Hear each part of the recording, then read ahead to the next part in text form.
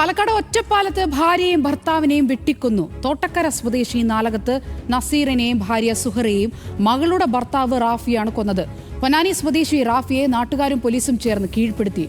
റാഫിയുടെ ആക്രമണത്തിൽ 4 വയസ്സുള്ള കുഞ്ഞിനും പരിക്കേറ്റു.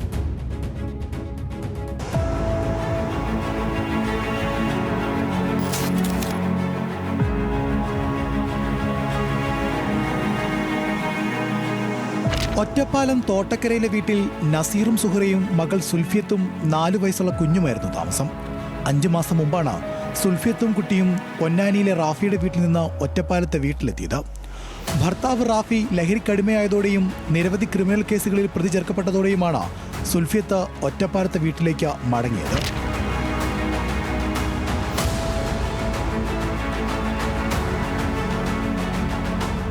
പിന്നാലെ വിവാഹബന്ധം വേർപെടുത്താനുള്ള നിയമ നടപടികളിലേക്ക് കടന്നു.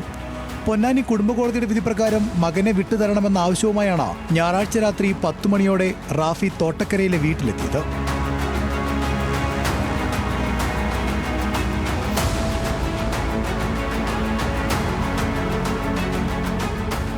മകനെ എടുത്തു പോകാൻ ശ്രമിക്കുന്നതിനിടെ നസീറും സുഹറയും സുൽഫിയത്തും റാഫിയെ തടഞ്ഞു. ഇതോടെ വാക്കുതർക്കമുണ്ടായി. പിന്നാലെ റാഫി കയ്യിൽ കരുതിയിരുന്ന ആയുധമെടുത്ത് നസീറിനെയും സുഹറയും വെട്ടുകയായിരുന്നു. രണ്ടുപേരും തൽക്ഷണം കൊല്ലപ്പെട്ടു.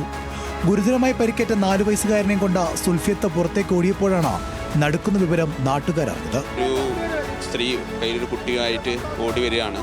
ഓടി വന്നിട്ട് അവിടെ നമ്മുടെ തോട്ടക്കര സെൻറ്ററിൽ എത്തിയിട്ട് അവിടെ നിൽക്കുന്ന കുറച്ച് ആൾക്കാരടുത്ത് എൻ്റെ ഉപ്പയും ഉമ്മയും എൻ്റെ ഭർത്താവ് കൊലപ്പെടുത്തി എന്നെയും കൊല്ലാൻ വേണ്ടി പിന്നാലെ വരുന്നുണ്ട്, രക്ഷിക്കണം പറഞ്ഞിട്ടാണ് ഈ കുട്ടി ഓടി വരുന്നത്.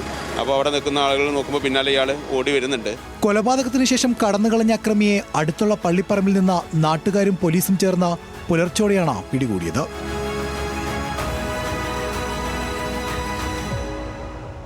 മുഹമ്മദ് റാഫി നിരവധി ക്രിമിനൽ കേസുകളിലും ലഹരി കേസുകളിലും പ്രതിയാണെന്ന് പോലീസ് അറിയിച്ചു. ഒരു ഫാമിലി പ്രശ്നമാണ് നമുക്ക് പ്രാഥമികമായിട്ട് അന്വേഷണത്തിൽ മനസ്സിലായത്. ഈ സംഭവത്തിന് ശേഷം ഇയാൾ ഓടിപ്പോയി. ഏകദേശം 4 മണിക്ക് അപ്രോക്സിമേറ്റ്ലി ഇയാൾക്ക് ഞങ്ങൾ കണ്ടുപിടിക്കാൻ സാധിച്ചു. പല കേസുകളിലും പ്രതിയായിരുന്നു എന്നുള്ളത്. കുറച്ച് കേസുകളുണ്ട്. NDPS അടക്കമുള്ള കേസുകളാണ് നമുക്ക് മനസ്സിലായത്.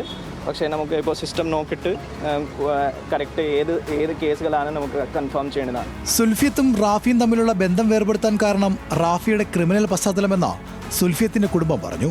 അവൻ്റെ മയക്കുമരുന്നിൻ്റെ ഉപയോഗം തന്നെ, പിന്നെ അവനൊക്കെതിരെ കേസുകളും കാര്യങ്ങളും, അതുകൊണ്ടാണ് ഒഴിവാക്കാൻ കാരണം. പ്രശ്നം ഉണ്ടാക്കിയിട്ടുണ്ടപ്പോൾ അന്ന് ഒരു അമ്മാവനെ ആട്ടിവിട്ടിട്ടുണ്ട്.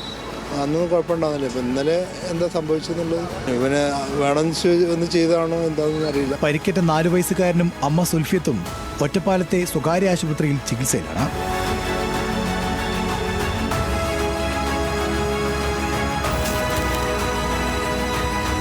ന്യൂസ് മലയാളം, പാലക്കാട്.